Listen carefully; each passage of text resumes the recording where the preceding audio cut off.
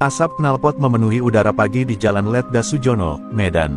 Bau solar, keringat, dan amarah bercampur menjadi satu di tengah hiruk-pikuk terminal truk terbesar di Sumatera Utara itu.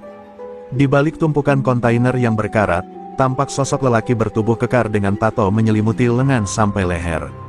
Namanya Ranto, preman jalanan yang namanya diucapkan lebih pelan daripada doa dan lebih cepat dari makian. Ia berdiri di atas bak truk bekas yang disulap jadi pos komando kecil, mengawasi kawasan seolah itu kerajaannya. Di tangannya tergenggam rokok kretek yang nyalanya hampir padam, tapi sorot matanya menyala lebih panas dari bara api. Ranto bukan preman sembarangan. Ia lahir dari lorong sempit kawasan Belawan, anak seorang penjual tuak dan tukang jagal babi. Hidup keras menempanya sejak kecil. Umur 13 sudah jadi pencopet, 17 tahun pertama kali membunuh preman dari geng sebelah pakai pisau daging ayahnya. Tidak ada rasa takut dalam hidup Ranto, yang ada hanya satu aturan, siapa yang lemah diinjak. Siapa yang kuat, disegani. Dan Ranto sudah membuktikan dirinya pantas ditakuti. Tidak ada truk bisa lewat wilayahnya tanpa izin. Izin itu bukan surat, tapi setoran. Siapapun yang menolak, akan dihajar sampai tulang tak bisa mengenali dirinya sendiri.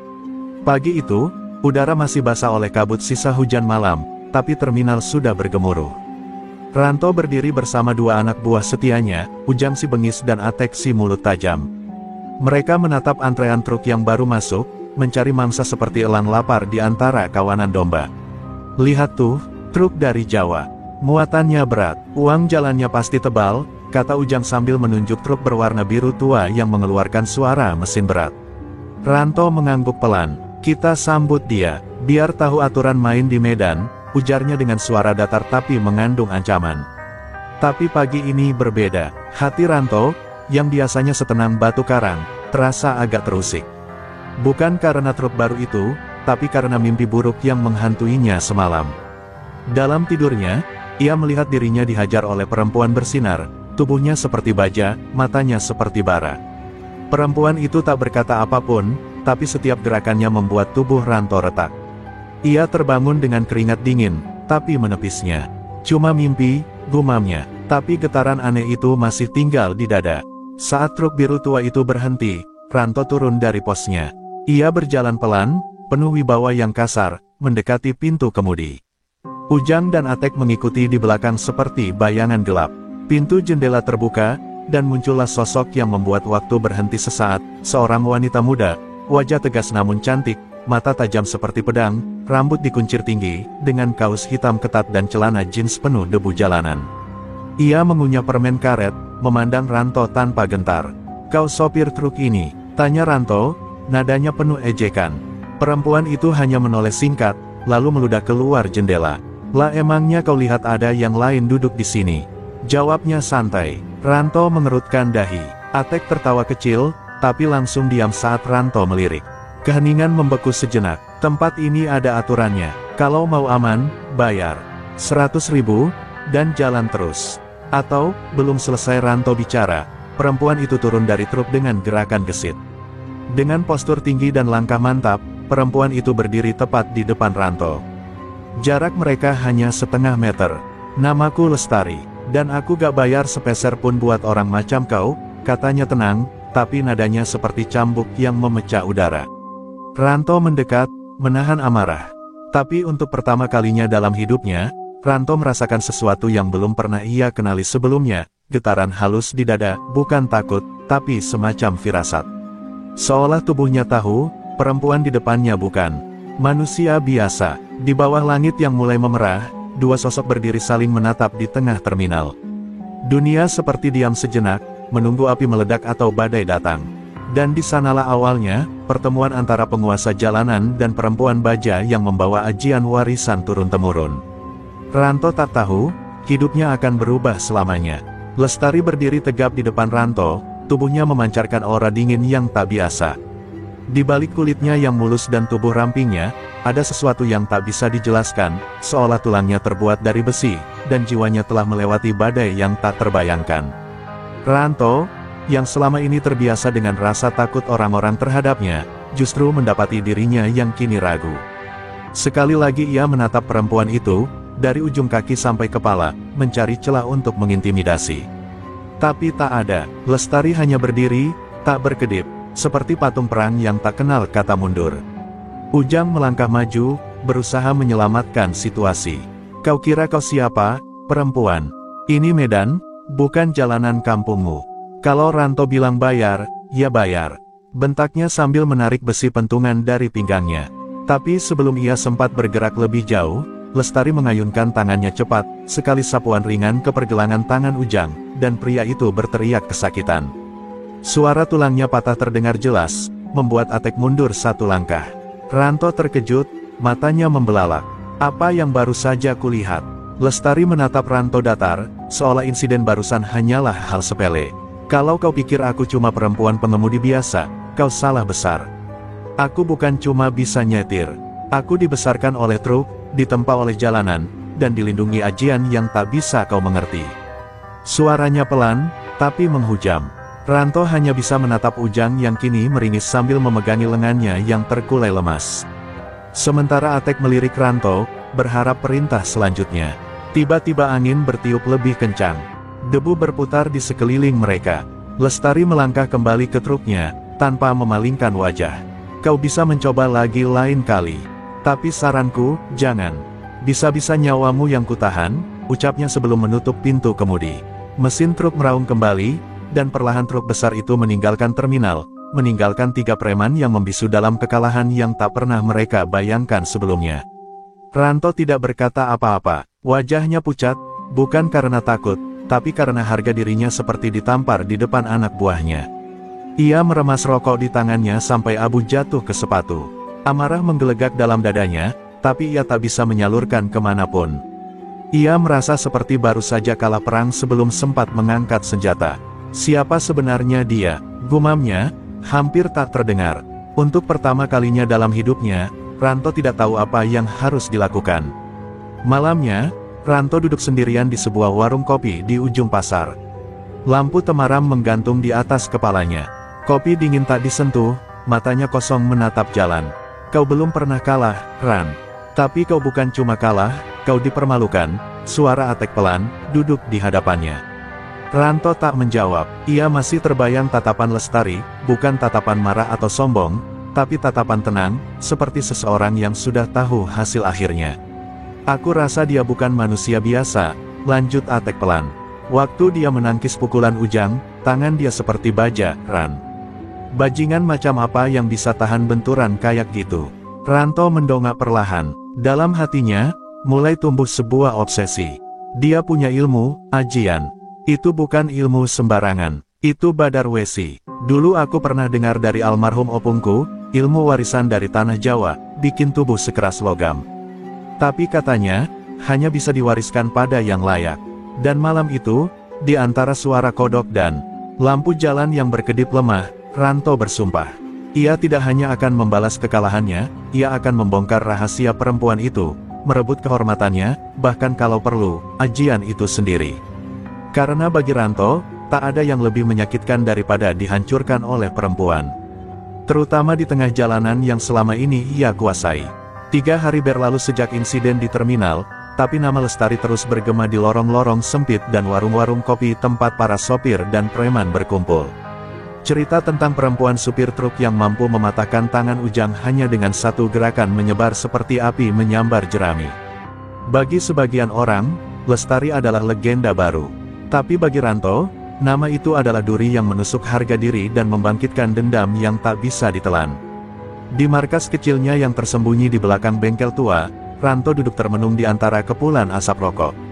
Di hadapannya, Atek membolak-balik daftar plat nomor dan jalur truk yang masuk ke Medan. Truk Lestari biasanya ambil jalur dari arah selatan. Muatan logistik dari Pelabuhan Belawan, dibawa ke Pematang Siantar, terus ke Tebing Tinggi, ujar Atek pelan. Ranto mengangguk perlahan, kita temui dia di tengah jalan. Kali ini, kita main serius. Jangan lagi pakai gaya preman pasar, jawabnya dingin. Tapi dalam hatinya, Ranto tahu ini lebih dari sekadar balas dendam biasa. Ada rasa penasaran yang mengganggu pikirannya, siapa sebenarnya Lestari? Dari mana ia mendapatkan ajian itu?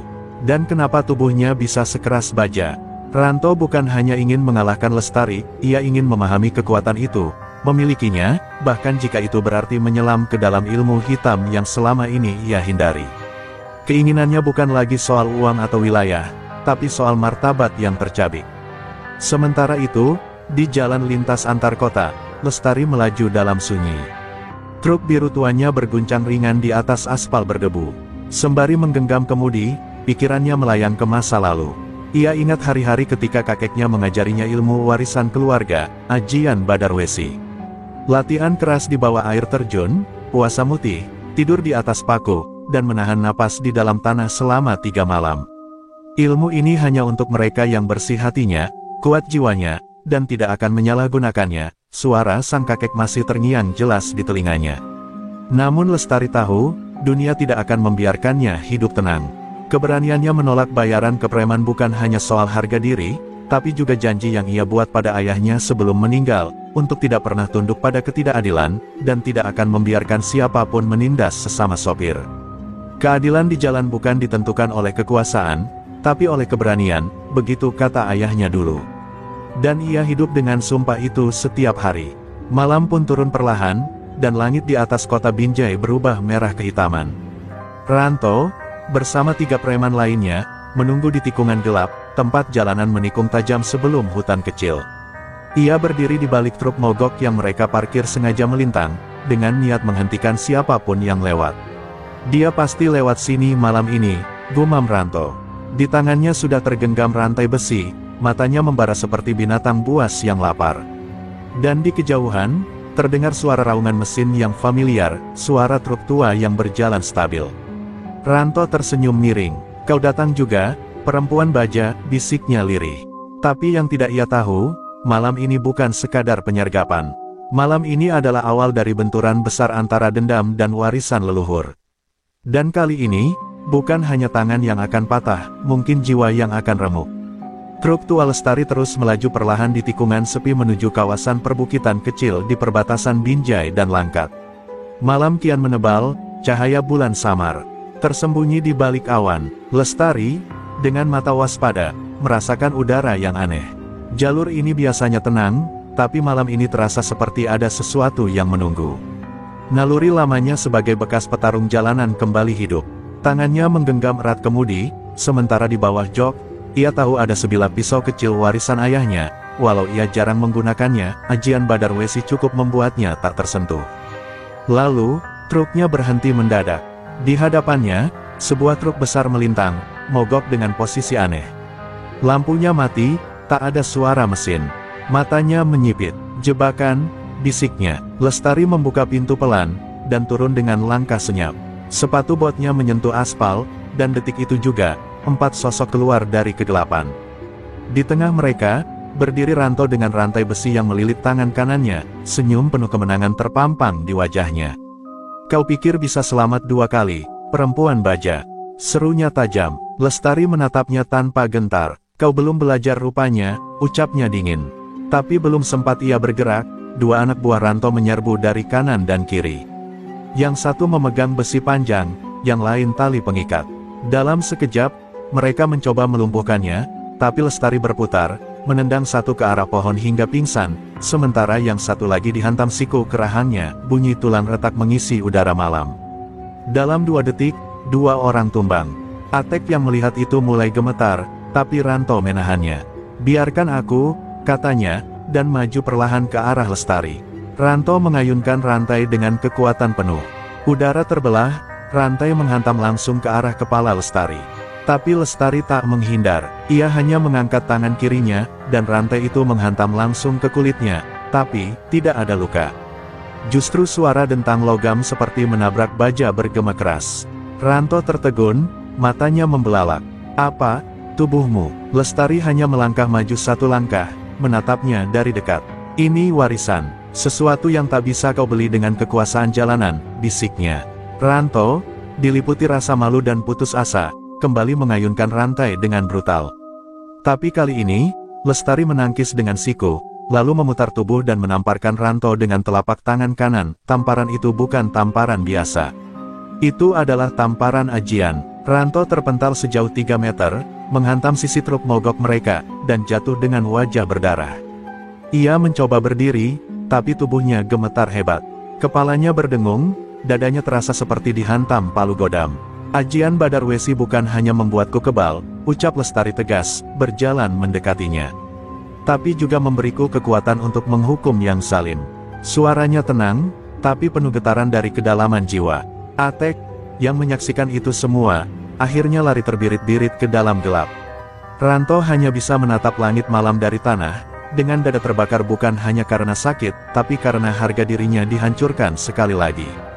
Matanya merah, bukan karena darah, tapi karena dendam yang kini mulai menjelma menjadi kegilaan. Lestari menatapnya untuk terakhir kalinya malam itu, lalu berbalik, naik kembali ke truknya. Mesin menyala kembali, dan cahaya lampu depan menembus kabut malam. Di spion, ia melihat bayangan Ranto yang masih terkapar, dan dalam hatinya, ia tahu, ini belum selesai.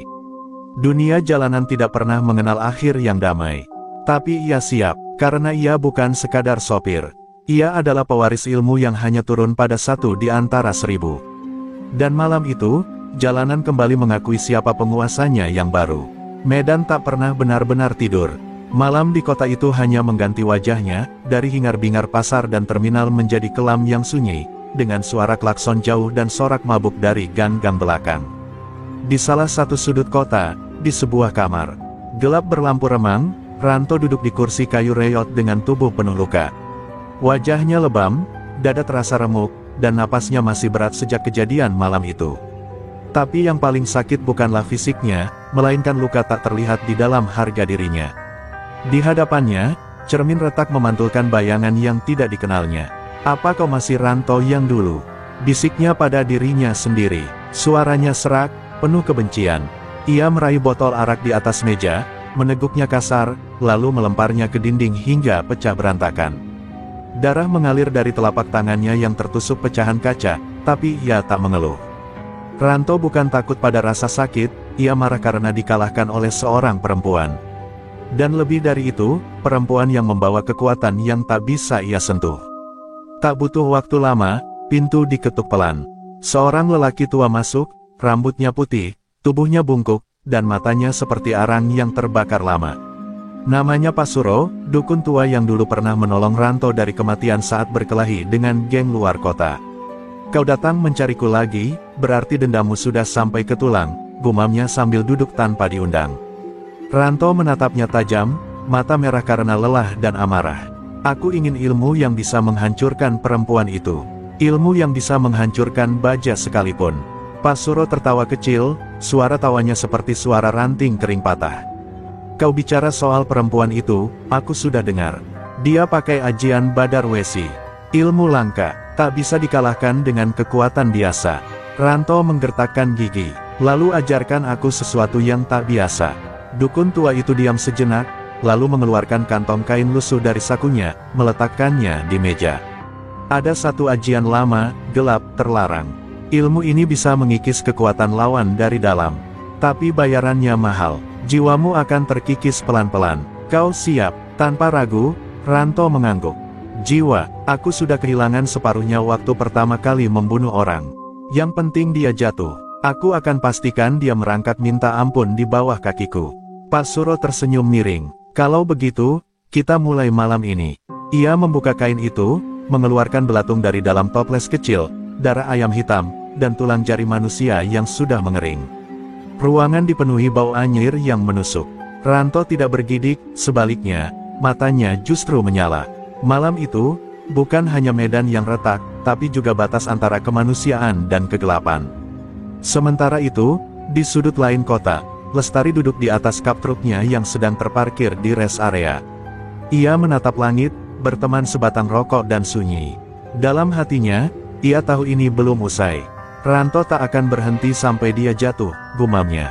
Tapi ia tidak takut. Ia hanya berpikir, berapa banyak nyawa lagi yang harus terseret karena dendam satu orang.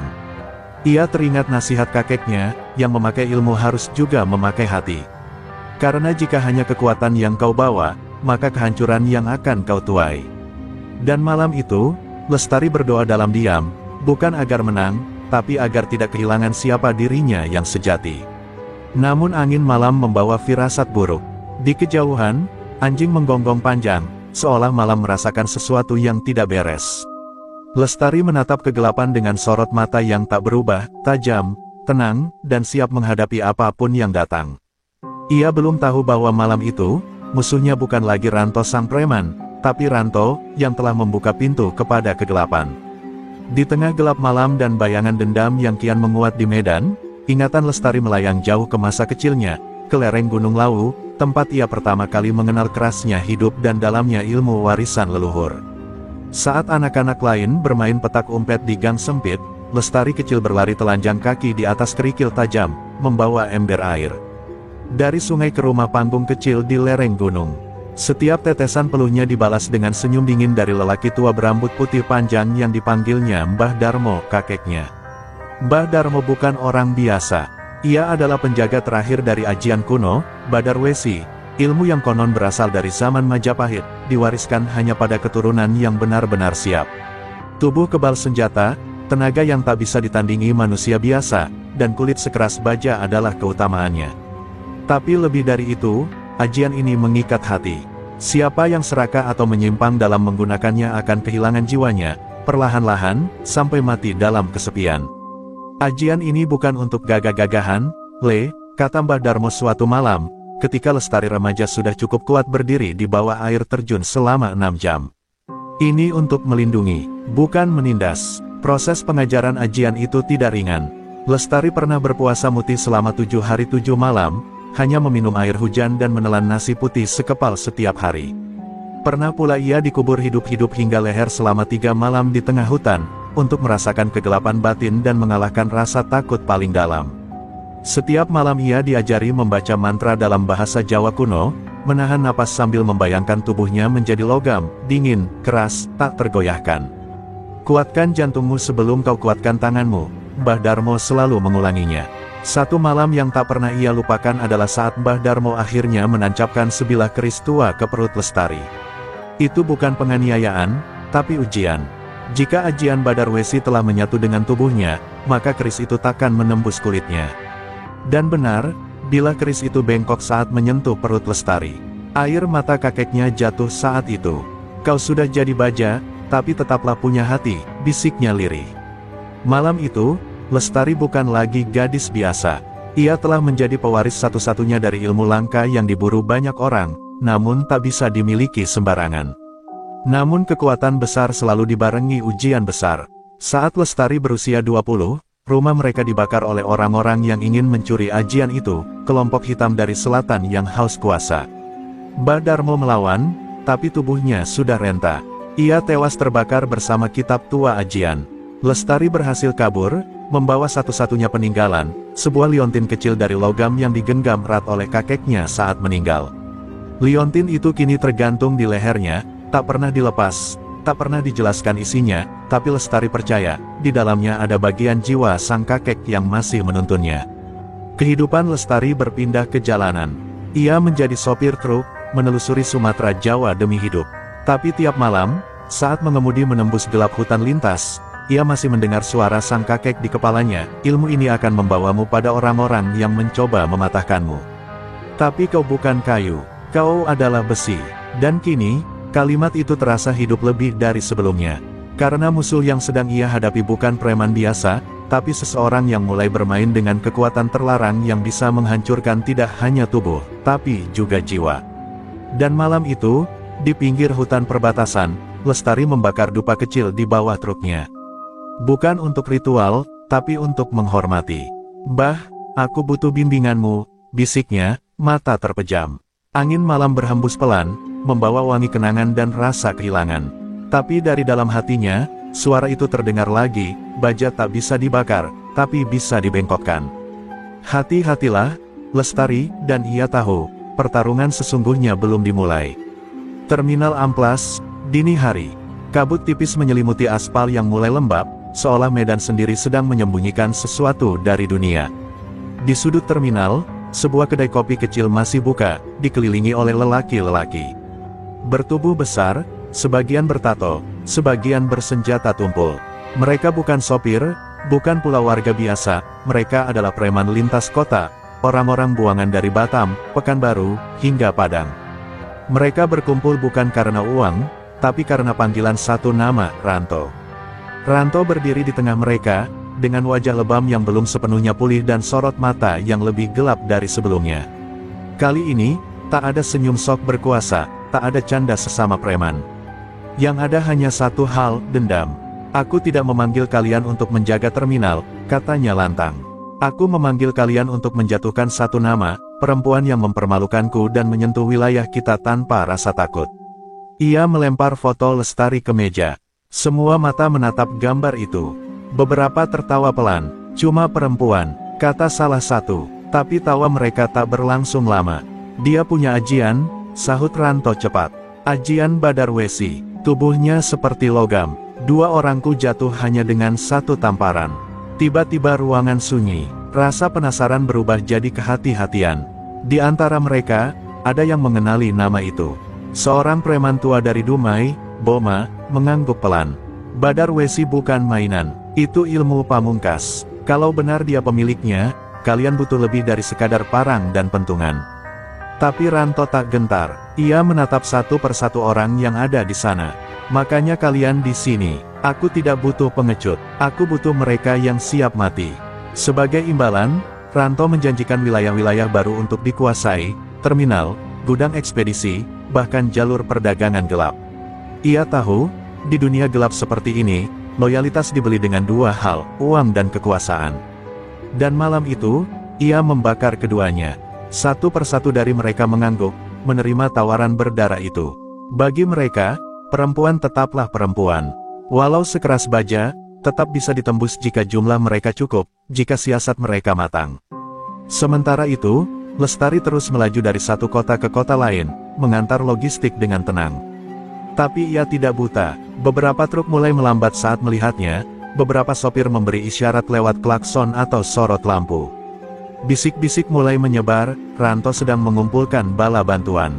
Tapi Lestari tetap tenang. Ia tahu badai akan datang, dan ia bukan perempuan yang lari dari gelombang.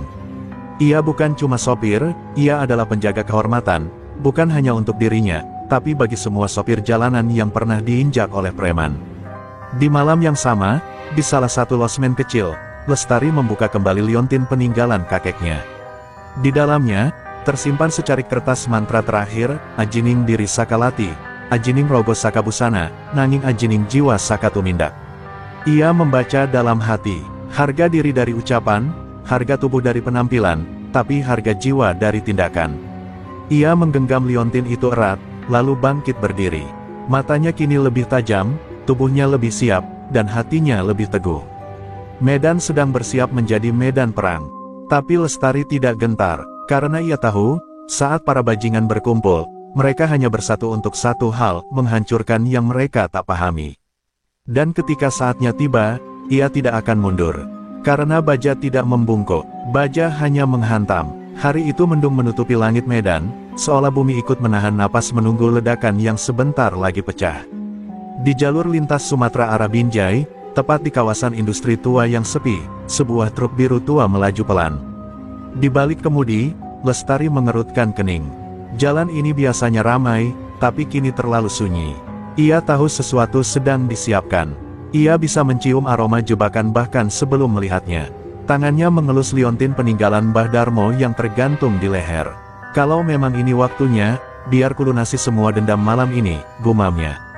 Di tikungan keempat, tiba-tiba 6 truk kontainer berjejer melintang, menutup jalur maju dan mundur.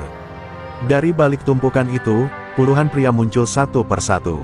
Mereka membawa kayu, rantai, bahkan besi tajam. Ranto berdiri di tengah, mengenakan jaket hitam dan sorot mata yang tak lagi menyimpan manusia di dalamnya. Wajahnya dingin, hampir seperti patung kematian. Di sampingnya, Boma dan Atek siap mengeksekusi rencana yang sudah dipersiapkan berhari-hari. "Turun, Lestari," teriak Ranto, "atau kami akan menarikmu pakai derek." Lestari membuka pintu truk, melompat turun dengan tenang. Tidak ada ketakutan di wajahnya, hanya sorot mata seorang pendekar yang tahu pertarungan besar akan segera dimulai. "Jangan pikir jumlah bisa membuatmu menang, Ranto. Kau bisa panggil 100 orang sekalipun, tapi kalau hatimu busuk, semuanya akan jatuh satu persatu." Ranto menyeringai. Hari ini, aku tidak peduli soal kehormatan. Aku hanya ingin melihat tubuhmu remuk. Dan dengan isyarat tangan, pasukannya mulai menyerbu. 5 orang pertama menyerbu dari depan. Lestari melangkah ke kiri, mengelak, lalu menendang satu ke arah tembok hingga pingsan. 2 orang mencoba membekuknya dari belakang, tapi begitu tangan mereka menyentuh bahunya, teriakan kesakitan terdengar, tulang mereka seakan membentur baja panas. 1 lagi mencoba memukul kepala Lestari dengan besi, tapi senjata itu justru terpental seperti menabrak logam keras. Para preman mulai panik. Tubuhnya keras, gak bisa dilukai, teriak salah satu. Namun Lestari tak berhenti. Ia menghantam, menangkis, dan menendang dengan presisi ajian. Tapi ia bukan mesin. Napasnya mulai berat, keringat mengucur. Ia sadar, sebanyak apapun kekebalan yang ia miliki, tubuh manusia tetap punya batas. Tapi hatinya belum menyerah. Ia bukan berkelahi demi menang, ia berkelahi demi keyakinan. Satu persatu lawannya tumbang. Yang tersisa kini hanya 5 orang, termasuk Boma dan Ranto sendiri. Melihat keadaan berbalik, Ranto marah. Ia menghunus sebilah pisau hitam yang telah dirapal oleh Pak Suro, senjata yang konon bisa menembus kekebalan ajian apapun. Ia berlari ke arah Lestari, mengayunkan pisau itu tepat ke dada sang perempuan. Lestari sempat menangkis, tapi pisau itu menorehkan luka kecil di bahunya. Ia terpental ke belakang, darah menetes untuk pertama kalinya. Ranto tertawa puas. Akhirnya, kau bukan dewa, hanya perempuan berdaging juga. Namun tawa itu tak berlangsung lama. Lestari bangkit kembali, meski darah membasahi lengan bajunya. Ia menatap Ranto dengan mata yang menyala oleh api tekad. Kau benar, aku berdarah. Tapi bedanya, aku berdarah untuk memperjuangkan keadilan. Kau berdarah untuk keserakahan. Ia melangkah maju, dan kali ini, bukan dengan kekuatan saja, tapi dengan seluruh ajian yang telah ia satukan dengan jiwanya. Langkah Lestari membuat tanah bergetar, dan dalam sekejap, satu tamparan menghantam dada Ranto hingga pria itu terpental dan menabrak sisi truk. Pisau hitamnya terlepas dan patah. Para preman yang masih berdiri mundur perlahan, satu persatu meninggalkan medan, meninggalkan Ranto yang kini terbaring lemah, dengan wajah tak percaya. Lestari tidak mengejar, ia hanya berdiri tegap di tengah jalan, tubuhnya berdarah, tapi jiwanya utuh. Hari itu, semua preman di Medan tahu, ada satu perempuan yang tak bisa disentuh, bukan karena tubuhnya, tapi karena keyakinan dan warisan yang melekat dalam darah dan tulangnya. Setelah kekalahan memalukan di jalur Binjai, Ranto menghilang selama 2 hari penuh. Tapi para preman tahu, binatang buas tak mati hanya karena terjatuh. Ia sedang mengatur ulang langkah, menambal luka, dan meracik strategi baru. Dan kali ini, ia tak sendiri. Ia pergi ke kawasan pelabuhan lama, mencari seseorang yang sejak lama tak tersentuh hukum dan hidup di balik reruntuhan, Mbah Kadir, dukun hitam, ahli pengunci ajian. Di dalam gudang tua berdebu, Ranto berlutut di hadapan lelaki kurus renta dengan mata yang menakutkan. Saya butuh cara buat lumpuhkan perempuan itu. Ajian Badarwesinya terlalu kuat, ucap Ranto dengan nada getir. Mbah Kadir mengangguk pelan, lalu menyalakan dupa yang baunya membuat kepala pening. Badarwesi tak bisa dilawan dengan senjata, tapi bisa dikunci dengan rapalan kunci sukma. Kau bawa sesuatu miliknya. Ranto mengeluarkan secarik kain berlumur darah yang ia ambil diam-diam dari lokasi terakhir. Mbah Kadir tersenyum puas. Sementara itu, Lestari mulai curiga akan keheningan ini. Tak ada kabar dari kelompok Ranto, tak ada serangan baru, tak ada intimidasi. Tapi ketenangan itu justru membuat nalurinya menjerit. Ia tahu, sebelum badai menghantam, laut selalu terlihat damai. Ketika ia menerima telepon dari seorang sopir ekspedisi, yang mengaku disandera dan dibawa ke pelabuhan tua, Lestari tak berpikir 2 kali. Ia menyalakan truknya dan meluncur ke tempat yang dimaksud. Ia tahu ini jebakan, tapi dia bukan perempuan yang lari dari perang. Sesampainya di sana, suasana terasa ganjil. Gudang besar tua itu tampak kosong, namun hawa dingin menusuk tulang. Ketika Lestari melangkah ke dalam, pintu gudang otomatis tertutup dan terkunci. Tiba-tiba, dupa-dupa hitam menyala di 4 sudut ruangan. Dari bayang-bayang, muncullah Mbah Kadir dan Ranto. Selamat datang, wanita baja. Hari ini, bajamu akan berkarat, ujar Kadir dengan suara yang seolah berasal dari perut bumi. Lestari bersiap bertarung, tapi tubuhnya mulai terasa berat. Ajian Badar Wesi yang biasa membuat kulitnya sekeras baja kini terasa lemah. Geraknya melambat. Ia mencoba meninju Ranto, namun tinjunya ditahan dengan mudah. Kau merasa tenagamu berkurang, kekebalanmu tak ada. Ini karena sukmamu sudah terkunci, kata Mbah Kadir sambil tertawa rendah. Ranto menghantamnya keras, membuat Lestari terjatuh. Darah mengalir dari bibirnya. Untuk pertama kalinya, ia merasa seperti manusia biasa lagi. Namun saat tubuhnya diambang remuk, sebuah kilasan masa lalu datang dalam pikirannya. Sang kakek, Mbah Darmo, pernah berkata, Badar Wesi bukan sekadar kekebalan. Itu tentang tekad. Bila sukmamu digembok, maka jiwamu yang harus membuka. Dengan sisa tenaganya, Lestari duduk bersila di lantai. Ia mulai membaca mantra kuno dalam hati, memusatkan energi pada hatinya, bukan tubuhnya. Udara di gudang berubah, dupa mulai berasap aneh, dan Mbah Kadir terkejut. Apa yang dia lakukan? Tiba-tiba tubuh Lestari memancarkan cahaya putih tipis. Rantai gaib yang membelenggu tubuhnya patah satu persatu. Ia berdiri dengan tubuh berdarah, namun mata menyala seperti bara. Ajian Badar Wesi kembali, kali ini bercampur dengan kekuatan batin yang belum pernah ia lepaskan. Ia maju pelan, dan sekali hentakan, membuat Ranto terpental ke tiang baja. Mbah Kadir mencoba membaca mantra lagi, tapi sebelum kata terakhir keluar, Lestari melempar potongan gear truk ke arahnya. Tepat mengenai kepalanya, dukun itu jatuh seketika. Gudang tua kembali hening. Lestari berdiri di tengah ruangan, napasnya berat, darah mengalir dari luka, tapi sorot matanya tak pernah padam. Ia melangkah keluar dari kegelapan, meninggalkan dua lelaki yang kini tak lebih dari puing-puing dendam. Dunia jalanan di Medan baru saja menyaksikan bahwa ilmu warisan bukan hanya soal fisik, tapi soal kemurnian niat dan keteguhan jiwa. Pagi mulai menyibak kabut di Terminal Binjai. Di warung kopi sederhana, para sopir truk berkumpul, membicarakan kejadian malam di gudang tua yang kini menjadi legenda baru.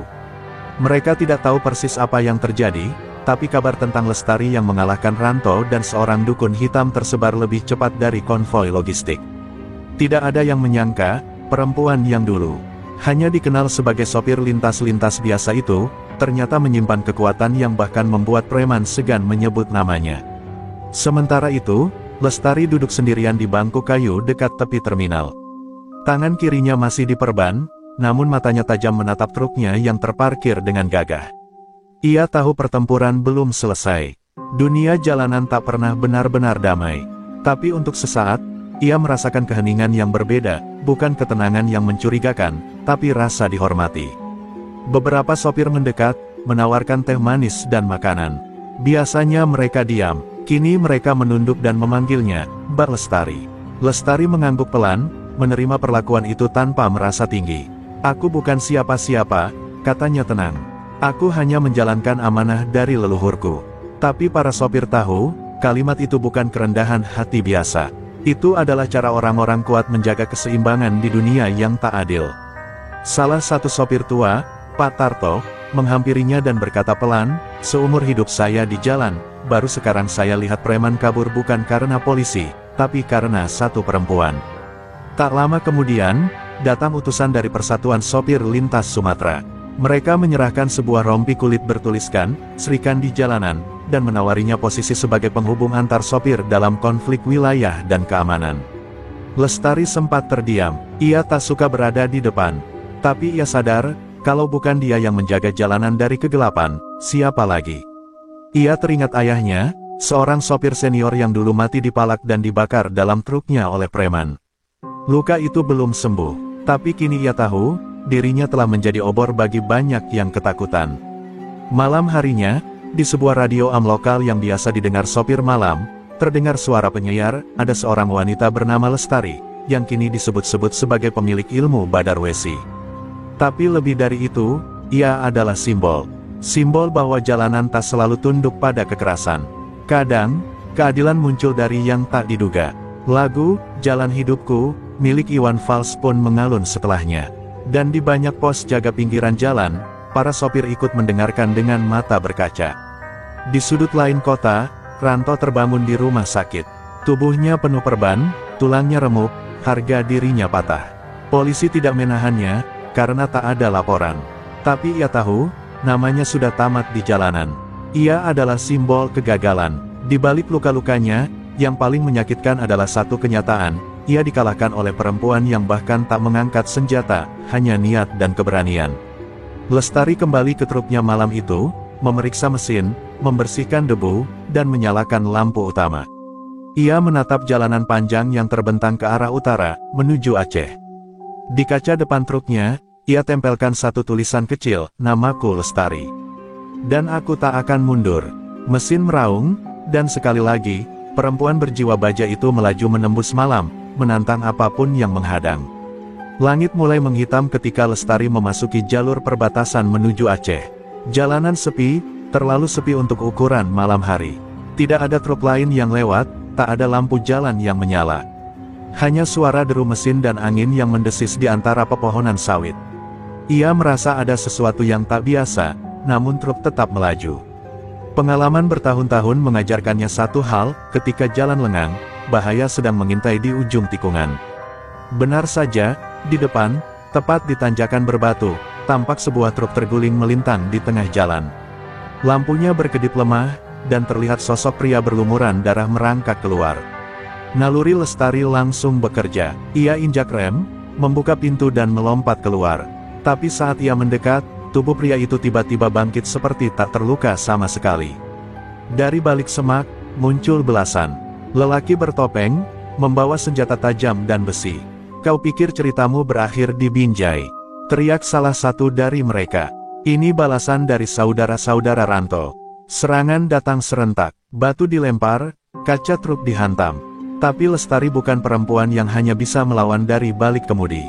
Ia menarik besi pengungkit dari belakang jok truk dan memutar tubuhnya cepat, menangkis serangan pertama. 1 lawan 1, ia mampu mengatasi. Tapi malam ini, jumlah lawan terlalu banyak. Luka kembali terbuka di bahunya. Darah menetes membasahi jalan. Ia mundur, terengah, tapi matanya masih menyala marah. Tiba-tiba, suara klakson panjang terdengar dari kejauhan, bukan satu, tapi beberapa. Dalam hitungan detik, 5 truk besar meluncur dari arah belakang, menyalakan lampu sorot terang ke arah gerombolan penyerang. Dari atas kabin truk-truk itu, muncul para sopir yang dulu pernah dibantu Lestari, Pak Tarto, Diki, Ucok, dan lainnya. Mereka melompat turun dengan tongkat dan rantai di tangan. Tanpa aba-aba, pertempuran pecah. Jalanan perbatasan berubah jadi ladang balas dendam. Lestari tersandar di sisi truknya, melihat para sahabatnya bertempur untuknya. Rasa perih di dadanya berubah jadi keharuan. Ia tidak sendiri lagi. Jalanan tak lagi sunyi, karena kini ia punya saudara seperjuangan. Seorang preman bertopeng mencoba menikam dari belakang, tapi Lestari menendangnya hingga jatuh ke aspal. "Aku sudah terlalu sering berdarah, tapi tidak akan pernah menyerah," bisiknya pelan. Pertempuran berlangsung cepat, para penyerang lari tunggang langgang, beberapa ditangkap dan diikat di pinggir jalan oleh para sopir. Polisi yang datang terlambat hanya bisa mengangguk melihat solidaritas itu. Tidak ada laporan resmi malam itu, tapi dunia jalanan kembali mencatat satu peristiwa penting. Lestari, wanita baja, tak hanya bertahan, tapi juga membakar semangat perlawanan di dada para sopir lain. Saat fajar mulai menyingsing, Lestari duduk di atas kap truknya, tubuhnya penuh luka, tapi senyum kecil menghiasi wajahnya. Diki, si sopir muda, duduk di sampingnya dan berkata, "Trukmu berdarah malam ini, Mbak. Tapi jalan ini kini milik kita lagi." Lestari menatap langit yang mulai memerah, lalu menjawab dengan suara lirih, "Jalan ini memang penuh luka, tapi selama kita berani berjalan, luka itu akan jadi kekuatan." Setelah insiden di perbatasan Aceh, nama Lestari semakin melegenda. Di pos-pos peristirahatan sopir, warung pinggir jalan, bahkan hingga frekuensi radio jalur truk, kisah tentang perempuan pemilik ajian Badar Wesi itu menjadi cerita utama. Namun Lestari tak larut dalam pujian. Ia tahu, satu kemenangan tidak cukup untuk membersihkan jalanan dari kekuasaan premanisme yang sudah mengakar kuat, dari Medan hingga Lampung. Di sebuah gudang logistik kosong milik Pak Tarto, pertemuan rahasia diadakan. Puluhan sopir dari berbagai jalur hadir. Ada yang datang dari Pekanbaru, ada yang baru turun dari jalur lintas barat, bahkan perwakilan sopir dari daerah Sidempuan ikut duduk melingkar. Lestari berdiri di depan mereka, dengan luka di pipinya masih menghitam, tapi sorot matanya tajam. "Kalau kita cuma diam, jalan ini akan terus jadi ladang rampokan." Sudah saatnya kita yang atur ulang aturan main, ucapnya tegas. Diki, si sopir muda yang kini tak pernah jauh dari Lestari, mengusulkan ide membentuk satuan mandiri, pasukan jalanan. Bukan untuk berperang, tapi untuk menjaga, menyisir titik rawan, mengawal truk yang melewati daerah berbahaya, dan mencatat setiap tindakan pemalakan. Para sopir bersorak menyetujui. Malam itu, dengan ikrar sederhana dan tangan menjulang ke langit, terbentuklah kelompok solidaritas pertama yang berani melawan preman secara terorganisir. Keesokan harinya, mereka bergerak cepat. Lestari membagi tim menjadi beberapa regu kecil. Mereka mulai dengan jalur medan tebing tinggi, yang dikenal sebagai sarang pungli. Setiap truk yang melewati jalur itu kini dikawal oleh 2 kendaraan di belakang dan depan, dengan tanda lambang petir dan nama PJ di kaca depan. Preman-preman kecil mencoba menantang, tapi beberapa langsung tumbang saat mengetahui siapa yang ada di balik pengawalan itu. Namun perjuangan mereka tak luput dari mata kelompok besar yang selama ini menikmati hasil dari pungli, termasuk preman senior bernama Bagong Rengas, mantan rekan rantau yang kini merasa terusik. Dari markas gelapnya di Labuhan Batu, Bagong menggelar pertemuan. Kalau cewek itu terus hidup, uang kita mati, katanya sambil meremas botol bir. Ia memerintahkan orang-orangnya mengintai Lestari, mencari kelemahannya. Mereka tidak akan menyerang langsung, tapi menusuk dari bayangan. Lestari, meski sadar langkahnya membangkitkan amarah banyak pihak, tak menunjukkan rasa takut. Ia memperkuat jaringan, mencetak stiker lambang PJ untuk ditempel di truk-truk yang tergabung, dan membagikan radio komunikasi. Ia tahu, kekuatan bukan hanya pada otot dan ajian, tapi pada solidaritas. Dan kini, solidaritas itu mulai merambat seperti bara api yang menyala dari ujung ke ujung jalanan Sumatera. Di tengah semua itu, Lestari duduk malam-malam di atas atap gudang sambil menatap peta jalur lintas Sumatera yang dibentangkan di depannya. Masih panjang jalan ini, gumamnya. Diki naik dan duduk di sebelahnya. Tapi kali ini, kita nggak jalan sendiri. Lestari menoleh, tersenyum tipis. Aku bukan pahlawan, Dik. Aku cuma sopir yang muak melihat temanku mati karena takut. Angin malam menghembuskan rambutnya, dan di kejauhan, suara truk mulai terdengar, menuju peperangan yang belum selesai. Dini hari, langit Labuhan Batu diselimuti kabut tipis. Di sebuah ruko tak bernama, Bagong Rengas berdiri di depan peta jalur truk Sumatera dengan mata menyipit. Di sekelilingnya, pria-pria bertato penuh bekas luka duduk menyimak. Perempuan itu sudah jadi simbol. Kalau kita hancurkan simbolnya, yang lain bakal ciut nyali, katanya dingin.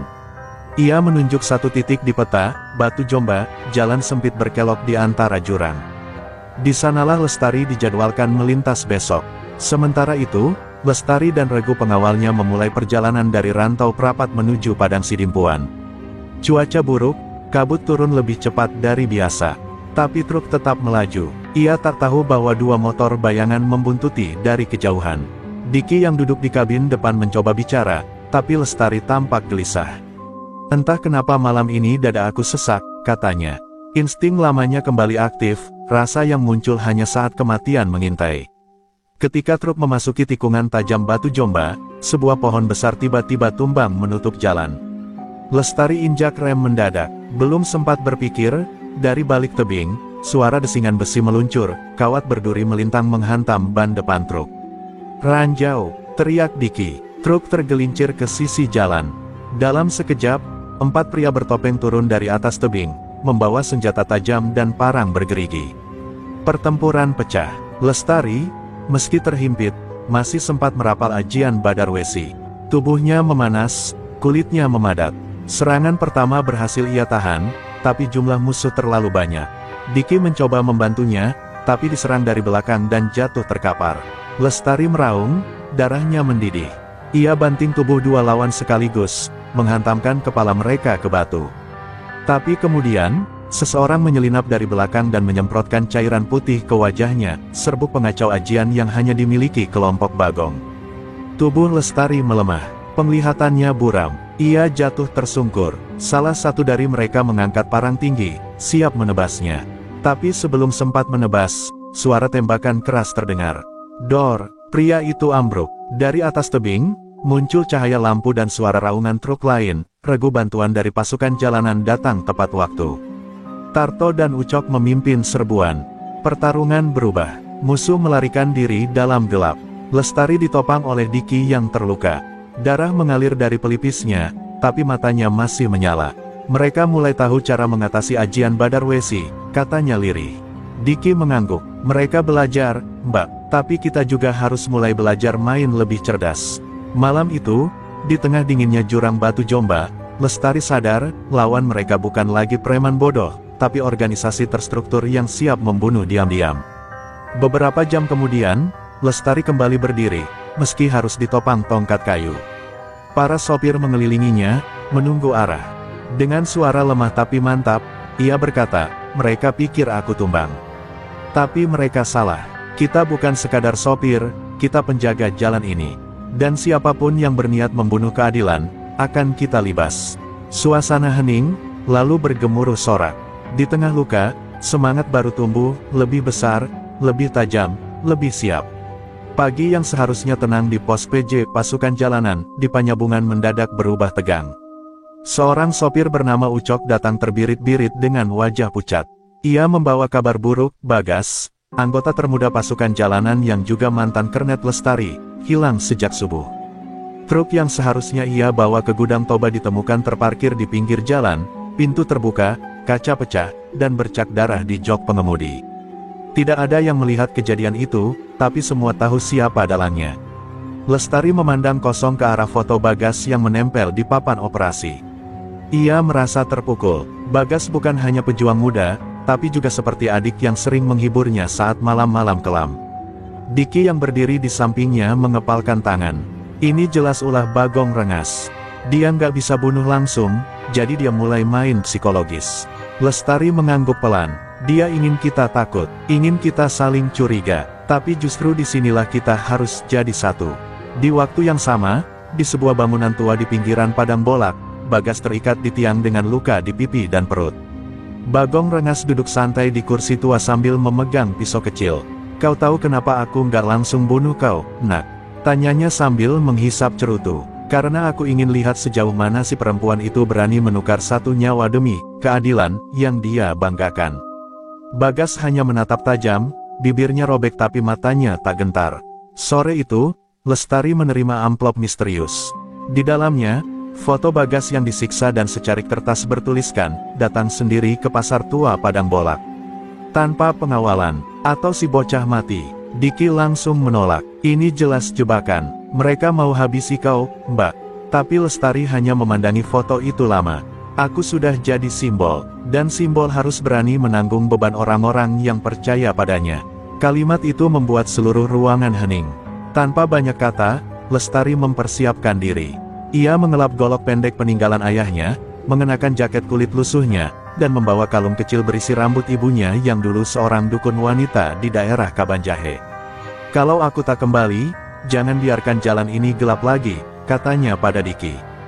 Diki menatapnya tajam. Kalau kau tak kembali, aku pastikan langit Medan bakal memerah. Namun Lestari tidak benar-benar pergi sendiri. Tanpa ia tahu, Diki mengaktifkan sistem pengintai buatan anak-anak muda PJ, drone kecil yang mengikuti dari atas, dan pelacak yang diselipkan di gesper ikat pinggang Lestari. Tim cadangan diam-diam bersiap, menunggu kode untuk menyergap. Tapi mereka tahu, kalau terlalu cepat muncul, nyawa Bagas jadi taruhan. Ini bukan sekadar penyelamatan. Ini ujian terbesar bagi pasukan jalanan. Malam, mulai turun saat Lestari tiba di pasar tua Padang Bolak.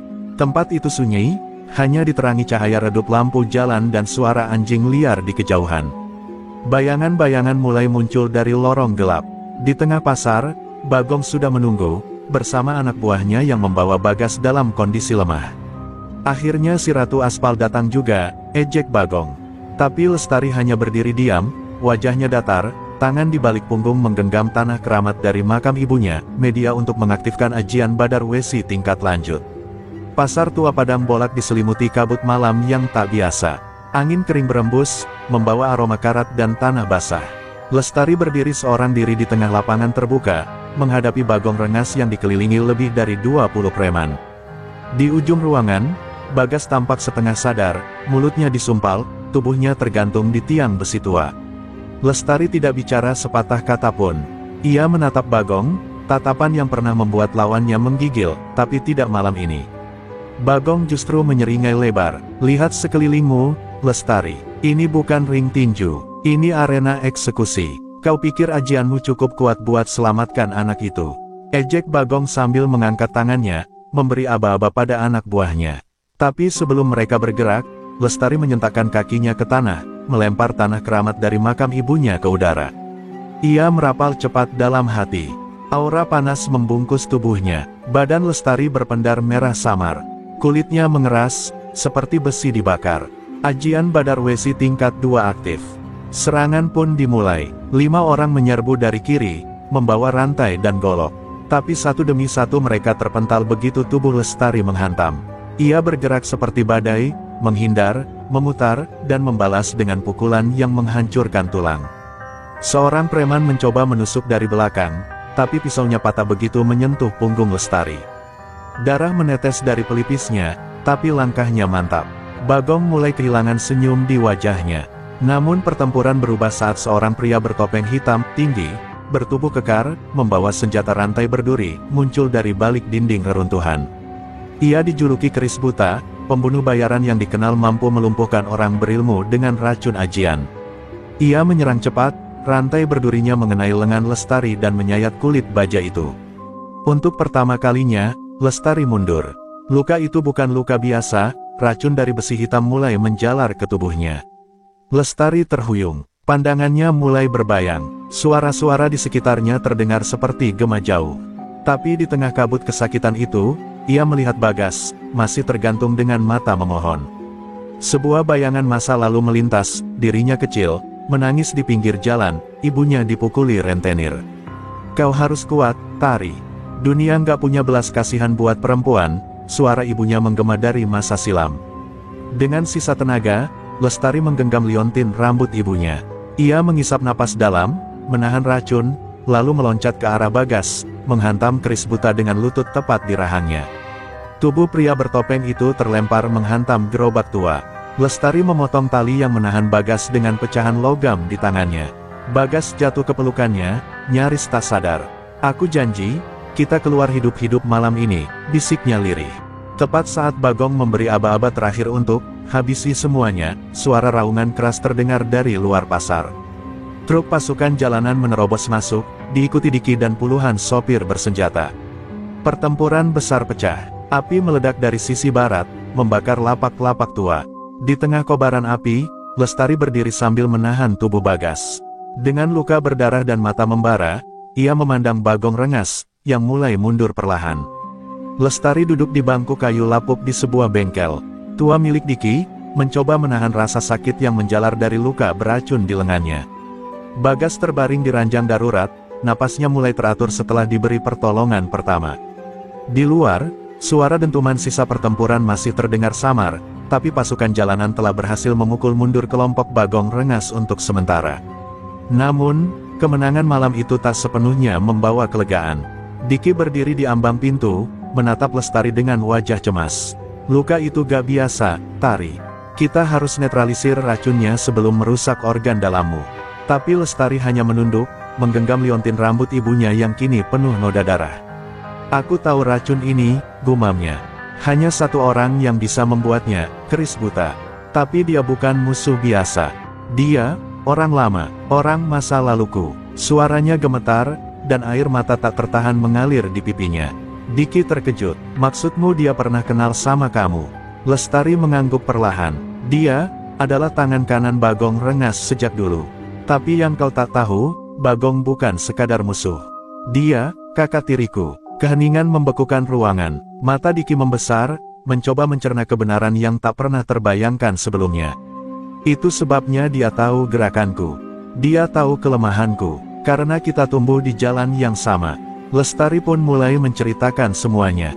Bagong adalah anak dari istri pertama ayahnya yang dulu seorang pejuang ilmu hitam.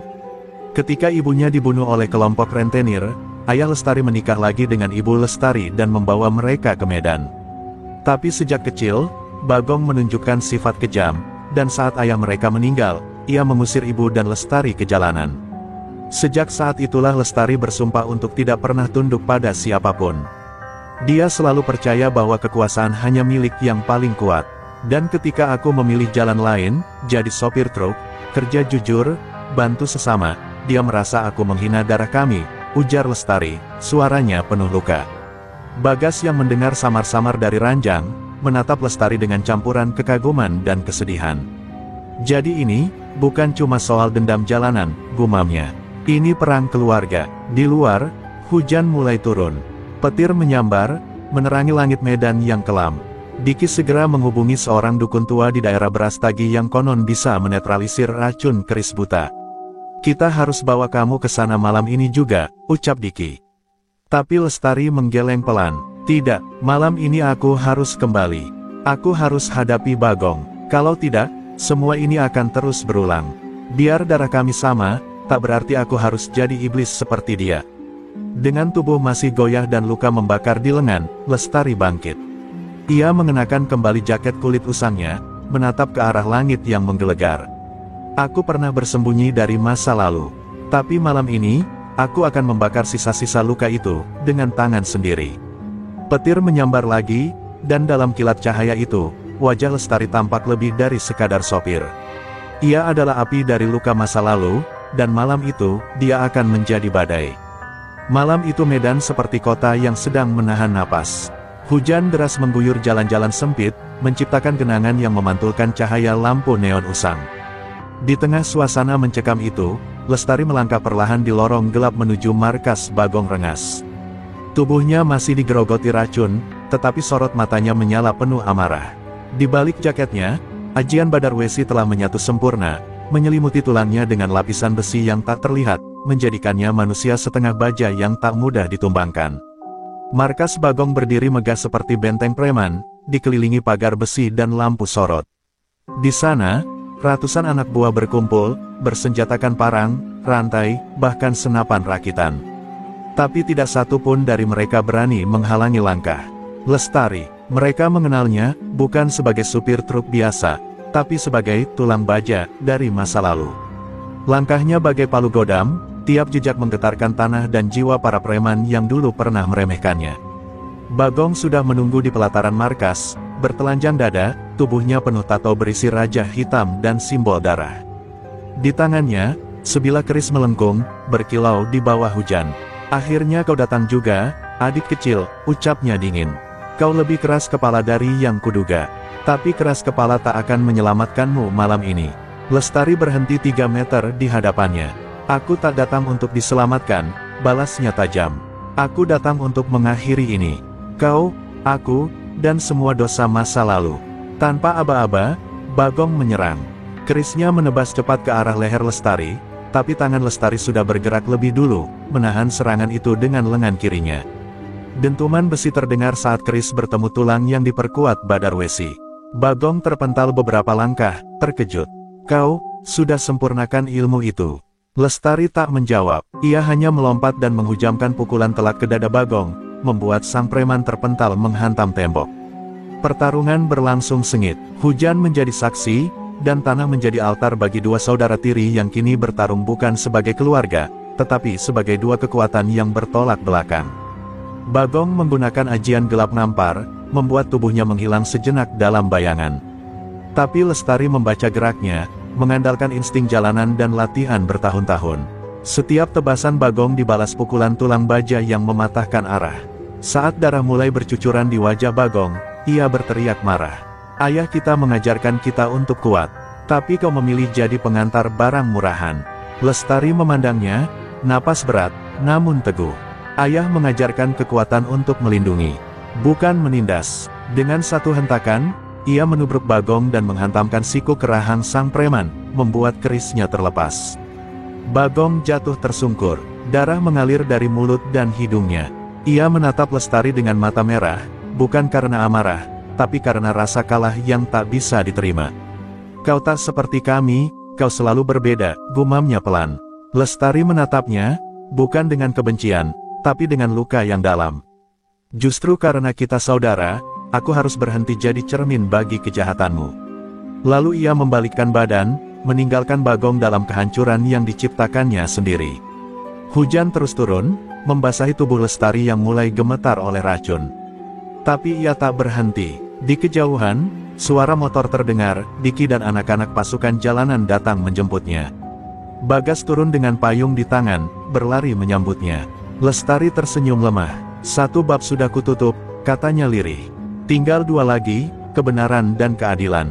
Dan malam itu, meski tubuhnya nyaris runtuh, api di dalam matanya tak pernah padam. Langit medan masih kelabu, hujan belum juga reda sejak pertarungan berdarah semalam. Di sebuah rumah tua peninggalan Belanda yang dijadikan markas darurat pasukan jalanan, Lestari terbaring lemah di atas ranjang sederhana. Wajahnya pucat, napasnya berat, dan tubuhnya kadang menggigil tak terkendali. Racun dari tusukan kemarin bukan racun biasa, itu racun yang dulu diciptakan khusus untuk menghancurkan pemilik ajian Badar Wesi. Sekarang, kekuatan besi di tubuhnya mulai bertabrakan dengan racun yang meluluhkan kekebalan. Ia sedang sekarat. Bagas duduk di sampingnya, menggenggam tangan Lestari erat-erat. Matanya sembab, tapi ia berusaha tegar. Kami sudah hubungi Mang Parjo, ahli warisan ajian tua dari Langkat.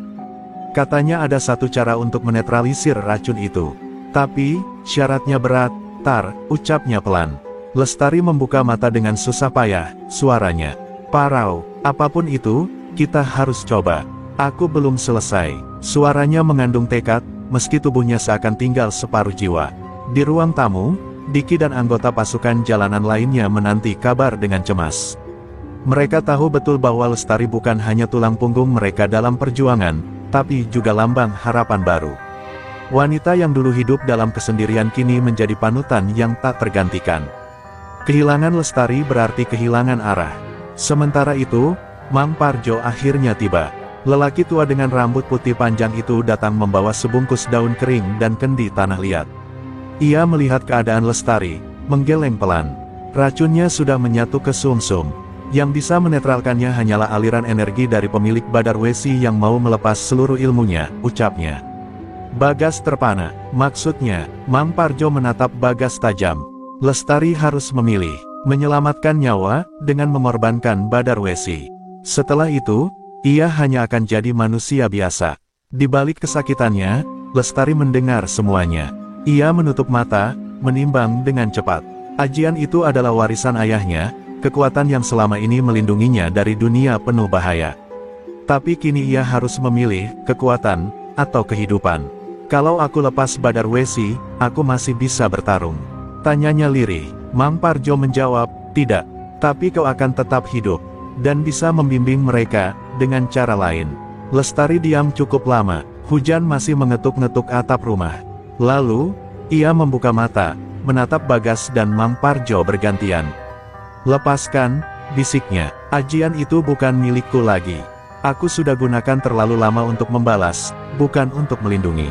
Air mata mengalir di sudut matanya, bukan karena takut, tapi karena perpisahan dengan kekuatan yang telah menjadi bagian dirinya. Ritual pun dimulai. Mang Parjo menaburkan abu dari daun kering ke tubuh Lestari, membacakan mantra ajian pelepasan. Tubuh Lestari menggeliat hebat, urat-uratnya tampak menonjol, dan dari balik kulitnya, suara denting logam seperti melepuh terdengar. Ia menggigit bibir, menahan rasa sakit yang seperti membakar dari dalam.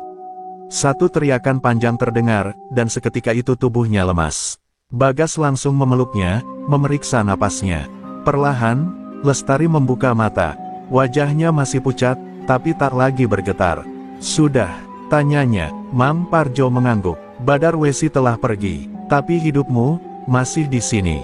Lestari tersenyum kecil. Kalau begitu, saatnya kita siapkan langkah terakhir. Kita belum menuntut balas untuk yang selama ini mereka rampas dari rakyat jalanan. Dan meski kekuatannya telah tiada, kini semangat Lestari menyala dengan cara yang lebih berbahaya, karena ia tak lagi bertarung demi diri sendiri, tapi demi orang-orang yang tak pernah punya suara. Fajar menyingsing di atas kota Medan yang masih berselimut mendung, seolah langit turut berduka atas segala darah dan air mata yang telah tumpah. Tapi di dalam lorong sempit sebuah bangunan tua, semangat para pejuang jalanan sedang menyala terang. Lestari, kini tanpa kekuatan Badar Wesi, berdiri di hadapan pasukan jalanan dengan tatapan tegas. Luka di tubuhnya belum sepenuhnya pulih, tapi hatinya lebih kuat dari baja. Kita tak perlu ajian untuk melawan. Kita cuma butuh satu, keberanian untuk berdiri saat semua orang memilih diam. Bagas, Diki, dan para anggota lainnya telah bersiap. Intel dari kaki lima memberi kabar bahwa Broto dan sindikatnya akan berkumpul malam ini di gudang tua Pelabuhan Belawan. Di sanalah pusat distribusi uang suap, senjata, dan pengendalian premanisme kota selama bertahun-tahun. Jika mereka berhasil menggempur malam ini, maka kekuasaan Broto akan runtuh dari akarnya. Tapi mereka juga tahu, itu bukan sekadar pertempuran biasa, itu perang. Saat senja mulai turun, mereka bergerak dalam diam. Tak ada pekikan heroik, hanya suara langkah kaki yang mantap dan tekad yang tak tergoyahkan. Lestari mengenakan jaket kulit ayahnya, simbol bahwa darah juang tetap mengalir meski kekuatan ajian telah hilang. Di tangannya hanya ada besi pemecah murtruk, bukan senjata mistis, hanya alat biasa, tapi di tangan Lestari, itu adalah lambang perlawanan. Begitu mereka tiba di pelabuhan, suasana tegang menyelimuti udara. Broto sudah menunggu, dikelilingi puluhan anak buah bersenjata, ia menatap Lestari dengan tawa mengejek. Jadi, ini dia sang Ratu Badar Wesi yang kini hanya wanita biasa. Kau kira bisa menggulingkanku dengan pasukan pecundang ini? Suaranya lantang, tapi matanya waspada. Ia tahu, Lestari tak pernah datang tanpa rencana. Lestari melangkah maju, menatap mata Broto. Kau benar, aku memang bukan siapa-siapa sekarang. Tapi bedanya, aku tak lagi dibutakan dendam. Kau pakai ketakutan untuk kuasai rakyat. Kami bawa keberanian untuk meruntuhkanmu. Kalimat itu seperti api, membakar semangat di dada para pengikutnya. Pasukan jalanan bergerak cepat. Ledakan kecil dari arah samping gudang mengejutkan anak buah Broto, bom asap dari Diki memecah formasi mereka. Pertarungan pun pecah. Meski tanpa ilmu sakti, semangat Lestari dan teman-temannya tak tergoyahkan. Mereka bertarung dengan pipa besi, rantai, bahkan tangan kosong. Beberapa tumbang, beberapa terluka, tapi tidak ada yang mundur. Di tengah kekacauan, Lestari berhasil menyusup ke dalam, mencari Broto yang kabur melalui lorong rahasia. Di lorong gelap yang remang, Lestari akhirnya berhadapan langsung dengan Broto. Lelaki itu mencoba menyerang lebih dulu, tapi Lestari menangkis dengan cekatan. Meski tubuhnya tak sekuat dulu, ketajaman insting dan keteguhan hatinya tak berkurang. Dengan satu hentakan keras, ia memukul kepala Broto menggunakan besi murtruk, hingga lelaki itu terkapar tak sadarkan diri. Ketika malam berakhir, pelabuhan telah sunyi.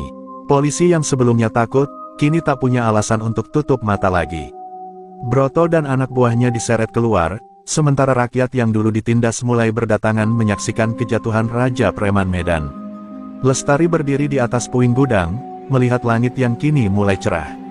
Ia tak lagi punya ajian Badar Wesi, tapi ia punya sesuatu yang jauh lebih kuat, kepercayaan orang-orang, dan keberanian untuk tetap berdiri, apapun yang terjadi.